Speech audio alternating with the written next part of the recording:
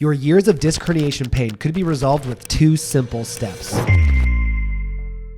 And you might be thinking, what? No way, this guy's a joker. So many of you are dealing with the same type of low back pain. The type that feels worse the longer you sit, that reminds you tying your socks and shoes in the morning is way harder than it should be, or the kind that makes you legitimately intimidated by airplane rides. Oof, that's the worst. What this tells us is that it's obvious your back is getting way too much flexion throughout the day and doesn't like it. So how can we reverse that damage?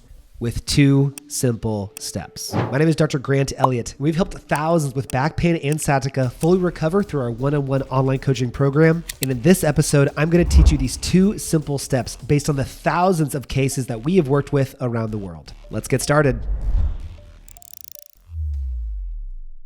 Now, in order for these 2 steps to make sense, you have to understand the type of low back pain that you're dealing with. For those of you who feel pain with sitting and bending, like I mentioned earlier, you are experiencing what's called non-specific low back pain, which happens to make up 90% of low back pain experienced globally and involves the discs, muscles, and joints. Now, specifically, you are feeling what's called flexion intolerant low back pain. That is induced by excessive flexion, which is forward bending of the spine, and pain with flexion that is not being appropriately reversed. So what's happening is the disc, muscle, and joints are being loaded in this one forward direction too much. This is causing excessive pressure on the disc, as we see many disc injuries induced in flexed positions due to lack of reversing this stress and due to lack of conditioning in this position as well. Strain on the muscles will result if you're not taking the necessary steps to strengthen your spine in a way to counteract this. And finally, it causes excessive pressure on the joints, as a healthy joint is one that likes to move in multiple directions frequently. And if they're locked in one position for most of the day without frequent breaks or without a variety of movement, then they can certainly get angry. So what are the 2 steps to undo this damage and finally start to feel better? The first step is passively regaining extension,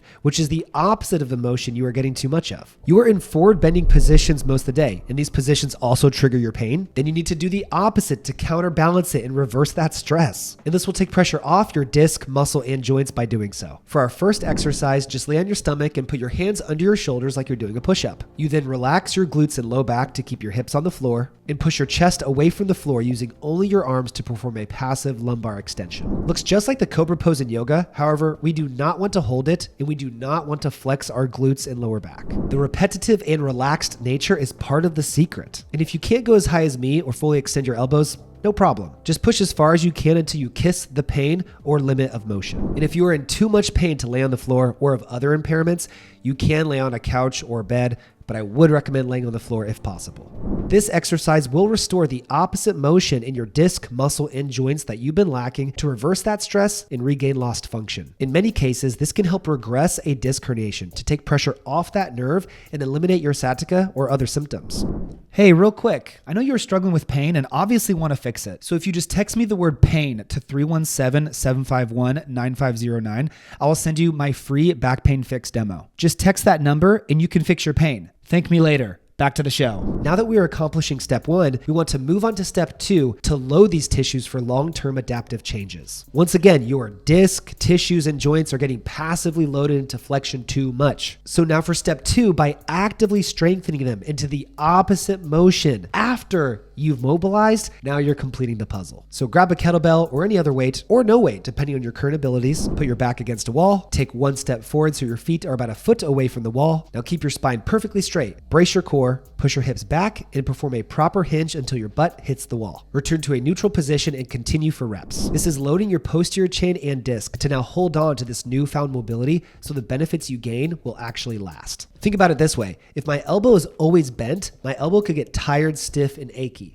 right? So I'd want to first mobilize the elbow and get it straight by taking it the opposite direction it's been in for too long. Then after regaining that motion back, I'd want to strengthen it in this range so my body can hang on to that newfound mobility. This way, my body adapts to it and maintains it instead of atrophying and going right back to that stuck position it was in. That's what we are accomplishing with all the tissues in your low back with these 2 steps in this order. You are strengthening your disc and spinal structures and your low back, glutes, and hamstrings that everyone could get a little bit more of anyway. This also helps you train good spine positioning for other exercises and movements that we progress you towards. And by maintaining a neutral spine in this position, you likely won't be worried about flaring up your disc pain, as this is a disc-friendly position position in most circumstances. And learning proper movement through the hips definitely translates to other athletic endeavors. Now, as you notice your pain reducing as you get better range with extensions and better strength with these hip hinges, you don't just want to stay stagnant, because you will plateau. And I don't want you to plateau. I want you to be 100% pain-free. So at the right time in your rehab process, you can start performing these hinges with deeper range of motion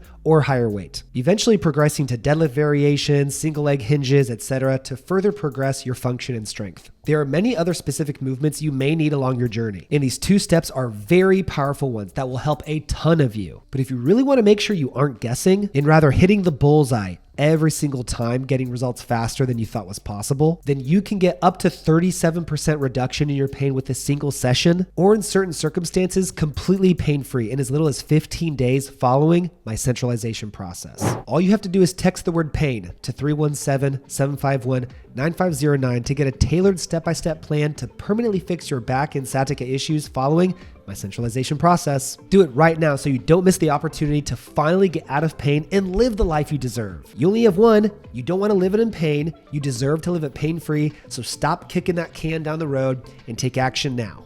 And after you do that, please like the video, subscribe if you haven't already, join my private Facebook group, RehabFix Low Back Program, for more free content, resources, and guides. Thank you so much for watching. I'll see you on the next one, and I'll see some of you in the program.